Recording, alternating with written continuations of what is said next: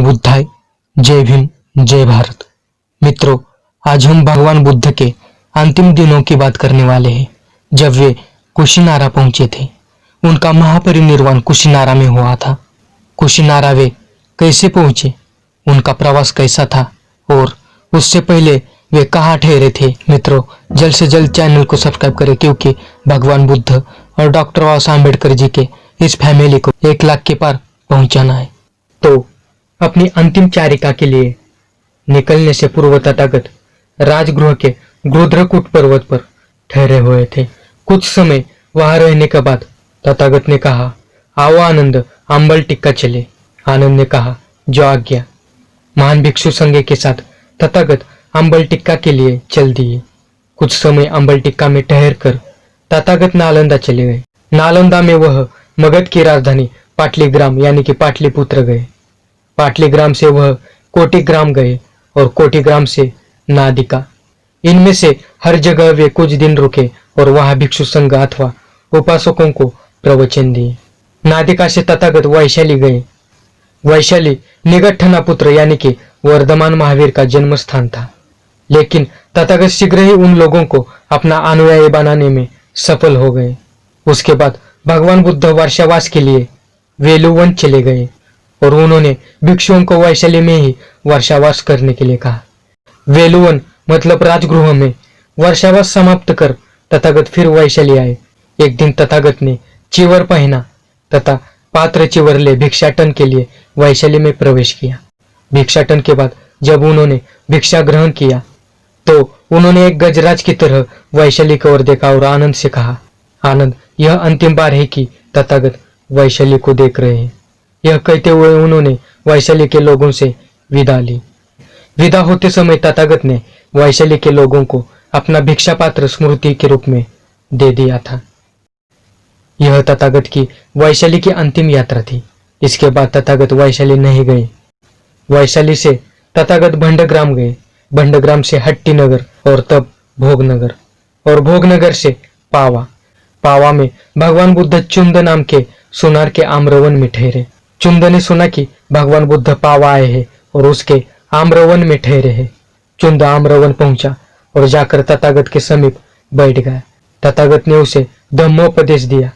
इससे प्रसन्न होकर चुंद ने भगवान बुद्ध को घर आने का आमंत्रण दिया।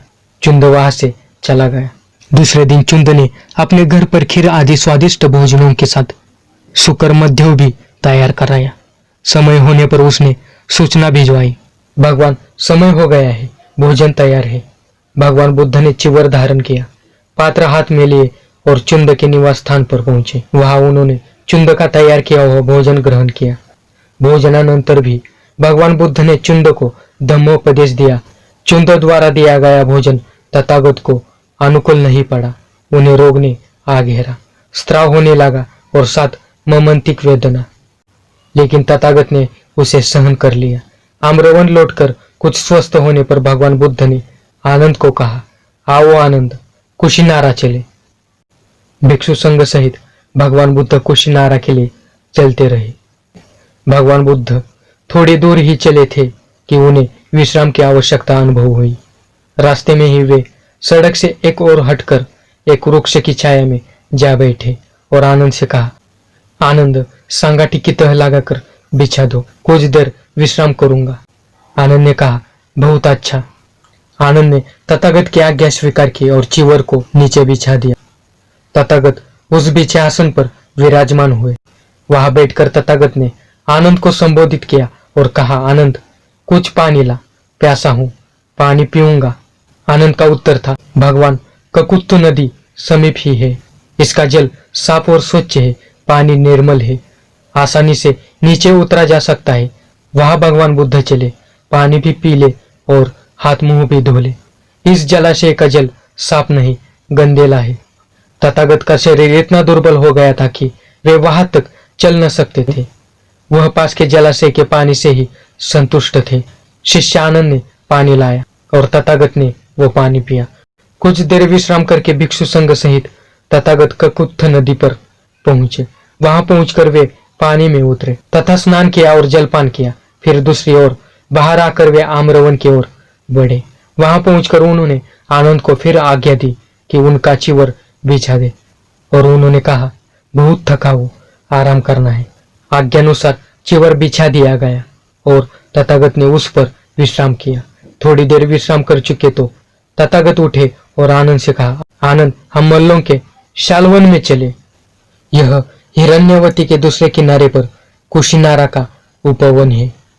वहां पहुंचकर तथागत ने आनंद को फिर कहा, आनंद, इन जोड़े शाल वृक्षों के बीच संगाठी बिछा दो, मैं थका हूं और विश्राम करूंगा। आनंद ने संगाठी बिछा दी और तथागत ने अपने आप को उस पर लिटा दिया और वहीं पर उन्होंने अपने जीवन की अंतिम सांस ली। वहां पर उनका महापरिनिर्वाण हो गया। इस तरह मित्रों, भगवान बुद्ध के अंतिम दिन थे।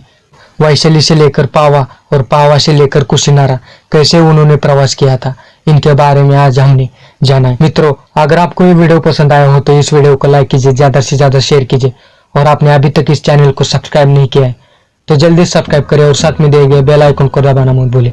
और आप मेरे काम को सपोर्ट भी कर सकते हैं, पेटीएम के माध्यम से आप मेरे काम को सपोर्ट कर सकते हैं, लिंक नीचे डिस्क्रिप्शन में है। चलो मिलते हैं अगले वीडियो में। नमो बुद्धाय, जय भीम, जय भारत।